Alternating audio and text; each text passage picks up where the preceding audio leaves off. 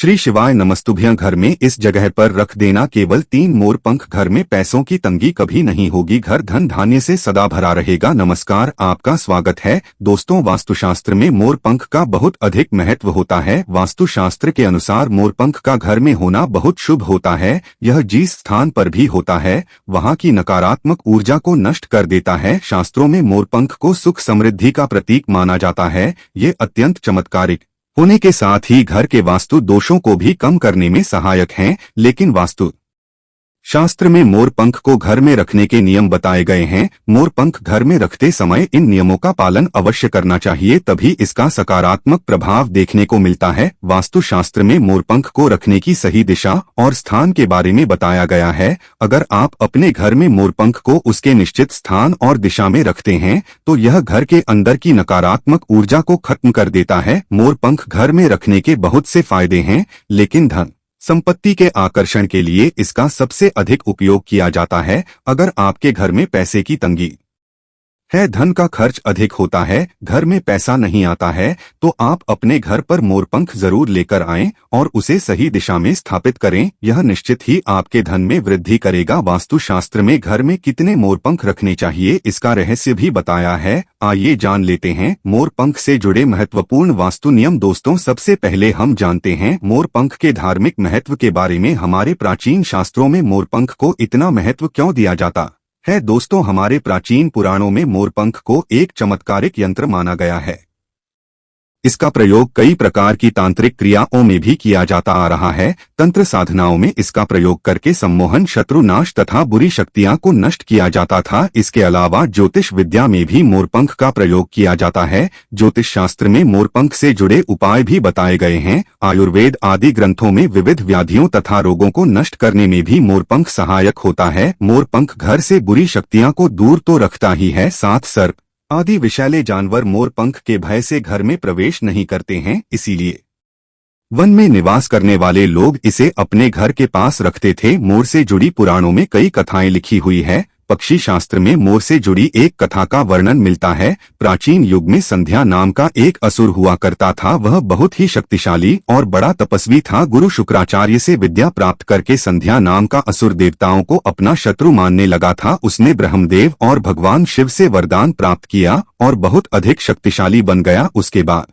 उसने स्वर्ग पर आक्रमण किया और कई देवताओं को बंदी बना लिया। लेकिन उस असुर को पराजित करने के लिए देवताओं ने एक योजना बनाई और उसके लिए उन्होंने मोर की सहायता ली। सभी देवता और 9 ग्रह मोर के पंखों में विराजित हो गए, जिससे मोर बहुत ही अधिक शक्तिशाली बन गया और विशालकाय रूप धारण करके उस मोर ने संध्या असुर पर आक्रमण कर दिया। इस युद्ध में संध्या असुर का वध हो गया और देवताओं को उनका आधिपत्य फिर से प्राप्त हुआ। सभी देवताओं ने मोर की प्रशंसा की और उसे भी पूजनीय होने का वरदान दे दिया। तभी से मोर को बहुत ही पवित्र माना जाता है।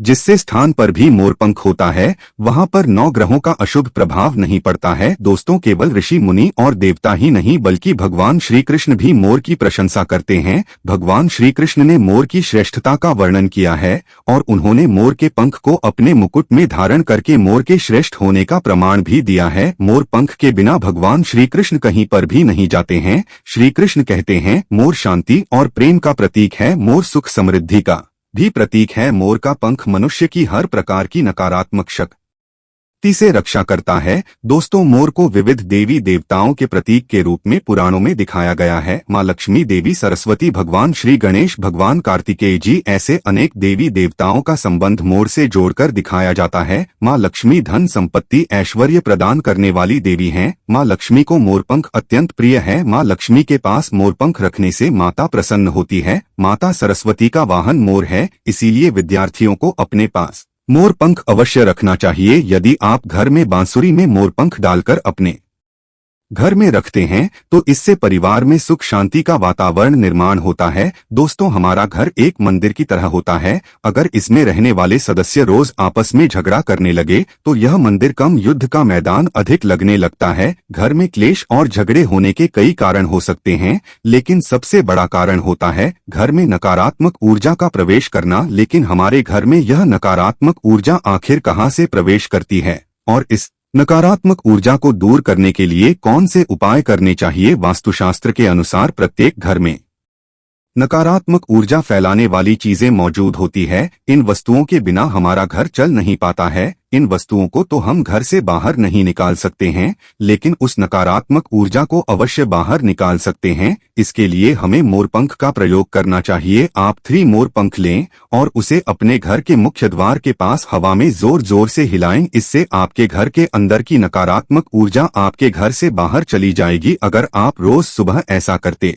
हैं तो आपके घर के अंदर की संपूर्ण नकारात्मक ऊर्जा धीरे धीरे समाप्त हो जाएगी और आपके घर में सकारात्मक वातावरण का निर्माण होगा। इसी बात को ध्यान रखते हुए आज हम आपको बताएंगे कि घर में वो कौन सी 3 जगह है जहां पर आपको मोरपंख जरूर रखना चाहिए, और इन जगहों पर अगर आप मोरपंख रख देते हैं तो आपके घर में भी सबसे अधिक सकारात्मक ऊर्जा बनी रहेंगी। सबसे पहली बात, घर से नकारात्मक ऊर्जा को दूर करने के लिए अगर घर में नकारात्मक ऊर्जा है और परिवार के सदस्यों की तरक्की में अड़चनें निर्माण हो रही है तो आप अपने मुख्य द्वार के ऊपर गणेश जी की प्रतिमा रखें और प्रतिमा की दोनों ओर मोरपंख अवश्य रखें। इससे आपके घर में किसी भी प्रकार की नकारात्मक ऊर्जा प्रवेश नहीं कर पाएगी। यदि आपका मुख्य द्वार वास्तुशास्त्र के नियमों के विरुद्ध है तो आप मुख्य द्वार पर 3 मोरपंख अवश्य रखें। इससे वास्तुदोष समाप्त हो जाएंगे। दूसरी बात, ग्रहों के दुष्प्रभाव से बचने के लिए अगर घर के सदस्यों पर ग्रहों का दुष्प्रभाव है अथवा ग्रहों की स्थिति खराब चल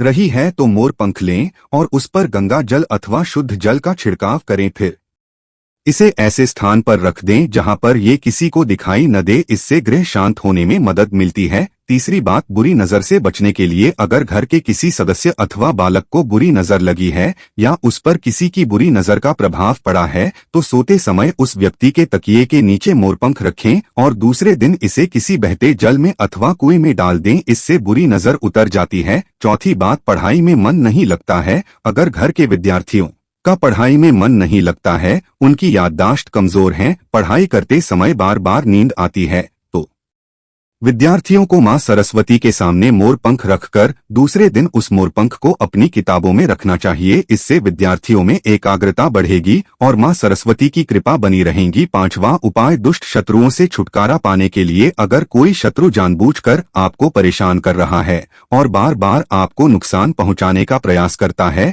तो मंगलवार के दिन हनुमान जी की मस्तक का सिंदूर मोरपंख पर लगाएं और सुबह के समय बिना नहाए ही इसे बहते हुए जल प्रवाह में अथवा कुएं में डाल दें। इससे शत्रुओं से छुटकारा मिलता है। छठी बात, मनवांछित फल प्राप्ति के लिए अगर मन की कोई इच्छा अधूरी है, कई दिनों तक कोशिश करने के पश्चात भी मनवांछित फल प्राप्त नहीं होता है, कार्यों में बार बार रुकावट आ रही है, तो आप राधा कृष्ण के मंदिर में जाकर भगवान श्री कृष्ण को मोरपंख चढ़ाएं अथवा घर में ही श्री कृष्ण की मूर्ति पर मोरपंख लगाएं और अपनी इच्छा उनके सामने प्रकट करें। 7वीं बात, अगर पति पत्नी के बीच तनाव हो, अगर घर के अंदर क्लैश है, पति पत्नी के बीच बार बार झगड़े होते हैं, आपसी प्रेम कम होने लगा है तो उनके बेडरूम में दक्षिण पूर्व की दिशा में मोरपंख रख देना चाहिए। इससे दोनों के बीच में प्रेम बढ़ेगा और आपसी मनमुटाव कम होगा। 8वां उपाय, धन में वृद्धि के लिए अगर धन की कमी है, अचानक धन खर्च हो जाता है तो घर में तिजोरी अवश्य बनाएं। तिजोरी रखते समय ध्यान रहे तिजोरी को पश्चिम की दीवार पर सटाकर रखें